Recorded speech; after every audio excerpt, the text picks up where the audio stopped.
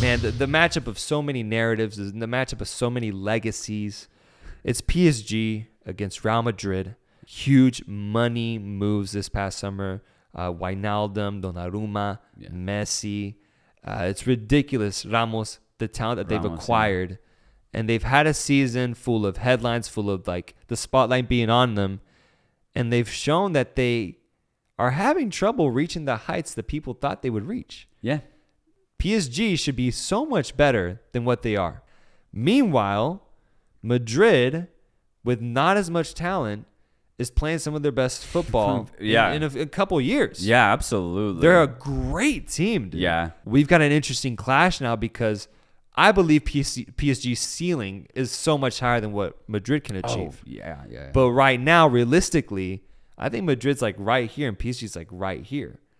But it's a question about can PSG find that ceiling, find that potential in them to go over the top, because the pressure has never been bigger than now for PSG. PSG, their whole situation started when Neymar joined the team in terms of what we expect from them.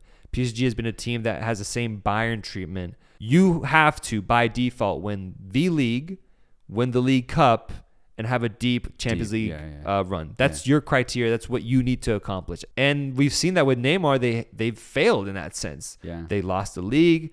They didn't win every League Cup. And they made a Champions League final once, but that was kind of it.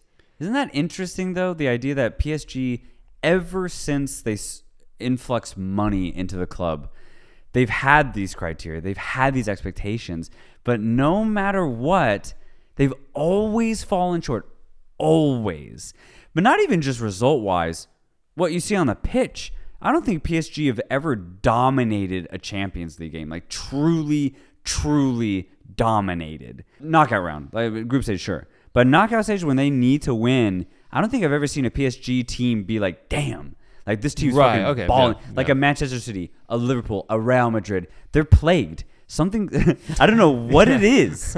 But PSG just cannot achieve their potential. Yeah. It's really weird. I got Madrid winning this. I think they're the more well-rounded team. I think they have better roles. Mm-hmm. And for me, a better team's going to beat a weaker team. Maybe individually, like we said, PSG's better. But when you're facing a team like Madrid or Liverpool who have roles knocked down to a T, man, that's a tough team to beat. The thing is, could things be different this year? Because it's the biggest revamp they've had in their squad since they got Neymar. True. They've just acquired the greatest player of all time of the sport. Yeah. Lionel Messi is on the team. I don't know if I feel comfortable betting against the greatest player of all time. Because you're right. You're right that Real Madrid is a better team. They are absolutely a better team. Yeah. But when it comes to ideas like that, the only thing that can break them, the only thing that can break, the idea that one team is better than the other, and that's really it. Just a magical player that can reach heights that no other player can. Maybe he hasn't had the best season leading up to this, but I don't think it's a question that he'll at least do something in that matchup that'll. Once he hears that Champions League anthem go on, he'll be like a Russian spy and just activated. He's just gonna. I just feel like I get that same feeling every year. I'm like, Neymar's gonna show the fuck out. Right. Or Di Maria's gonna go off. Mauro Icardi's going to finally score a goal. Though. They did that time they made the final. They actually all performed really well. They did, but I thought they should have won it. And they didn't. But they did. I thought they should have won it. It's a good Bayern team, man. No, fuck that. That was a good Bayern team. That. I think PSG should have won it that year because they were so good leading up to it. And in that final, they just got Bayerned. But it pisses me off because you get to that final and you just lose the way they did. Mm-hmm. It really upset me. And that's what I'm saying is that I feel like no matter what PSG do, they're always going to get outdone by somebody. Always. Okay. And I have that. Yeah. It's like trauma. It's like no matter how much I believe in this PSG team, even like what you just said sounds nice, and I think it could happen. But let's say they do win this, something's gonna happen. You're talking. I'm talking just in general. PSG philosophy. Yeah, absolutely. Deep-rooted core trauma with this team. Yes. Okay. So maybe they win this, but I still can't fully trust them. The last thing I want to say about PSG is that this year, more than any, has shown that from the moment Mbappe joined the team, it became his team. I don't think this has been Neymar's team. you would think that based off of the propaganda, the media, and the way that people talk about Neymar, this is Neymar's team. Right. You look at the numbers, dude. Neymar hasn't played more than 17 games in the league for PSG in like 4 years.